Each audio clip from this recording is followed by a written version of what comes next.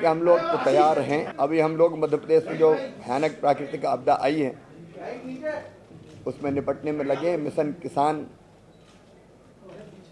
सरकार की तरफ से चल रहा है, लेकिन जहां तक चुनाव का सवाल है, ये चुनाव देश के भविष्य की दिशा निर्धारित करेंगे। भारतीय जनता पार्टी पूरी तरह से तैयार है और जनता का जैसा स्नेह और समर्थन हमें मिला है विधानसभा के चुनाव में, उससे और ज़्यादा समर्थन भारतीय जनता पार्टी को मिलेगा। और मध्य प्रदेश में हमारी कोशिश ये रहेगी कि सभी 2900 सीटें हम जीतें, ताकि केंद्र की यूपीए की सरकार, जिसने देश को बर्बाद कर दिया है, तबाही के कगार पर ले जाके खड़ा कर दिया है, उसको बदला जा सके। भारतीय जनता पार्टी की एनडीए की सरकार श्री नरेंद्र मोदी जी के नेतृत्व में बने, इसके लिए मध्य प्रदेश में हम कोई कोर कसर नहीं छोड़ेंगे और मुझे पूरा विश्वास है जनता का अपार समर्थन मिलेगा। हम लोग तो प्राथमिकता हमारी है, क्योंकि पार्टी ने चुनाव समिति की बैठक भी स्थगित कर दी थी। हम लोग पहले बैठने वाले थे 4 तारीख को, लेकिन हमने तय किया कि इस समय पूरा ध्यान किसानों को राहत देने पे हमको लगाना है। हम किसान की सेवा में लगे रहेंगे। चुनाव की तैयारियों का जहाँ तक सवाल है, भारतीय जनता पार्टी हमेशा तैयार रहती है, लेकिन पहली प्राथमिकता हम सब लोगों की है कि प्राकृतिक आपदा के दौर से हमारे किसान को निकाल के ले जाना, हमारी प्राथमिकता वही रहे। सर्वे का काम लगातार जारी है, लेकिन ओले कई चरणों में गिरे। कल भी कई जगह ओले गिर गए हैं। अगर एक दिन ओले गिरते तो निश्चित तौर पर तिथि संभव थी कि आज जांच पूरी हो जाएगी। अधिकांश जिले में सर्वे का काम पूर्णता की तरफ है।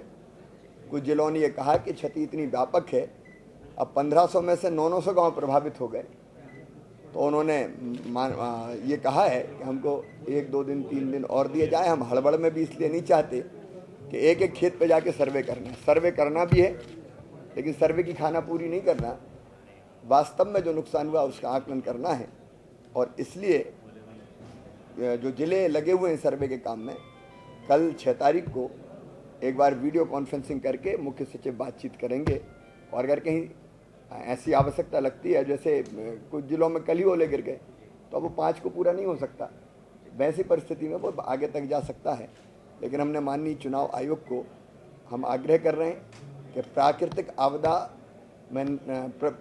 प्राकृतिक आपदा की स्थिति में ना तो सर्वे और ना राहत के वितरण में कोई कठिनाई आनी चाहिए। और मुझे लगता है कि ये चूँकि राष्ट्रीय आपदा है, इसलिए सर्वे में भी कोई दिक्कत नहीं आएगी और किसान आश्वस्त रहें।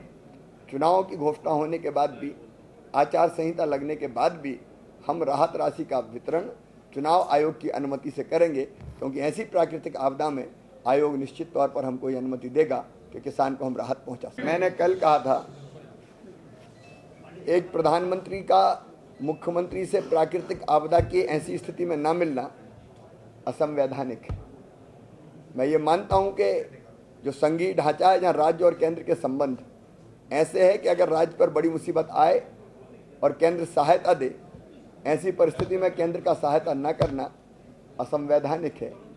मैं ये भी मानता हूँ कि इतनी बड़ी प्राकृतिक आपदा के बाद ओलावृष्टि पर विधानसभा में चर्चा होनी चाहिए। इस सदन के माध्यम से हम अपने किसानों को आश्वस्त कर सकते हैं, सदन एक मत होके कि वो निश्चिंत रहे, हम सब उनके हितों के लिए कार्य करेंगे, लेकिन उस पर चर्चा ना होने देना असंवैधानिक है।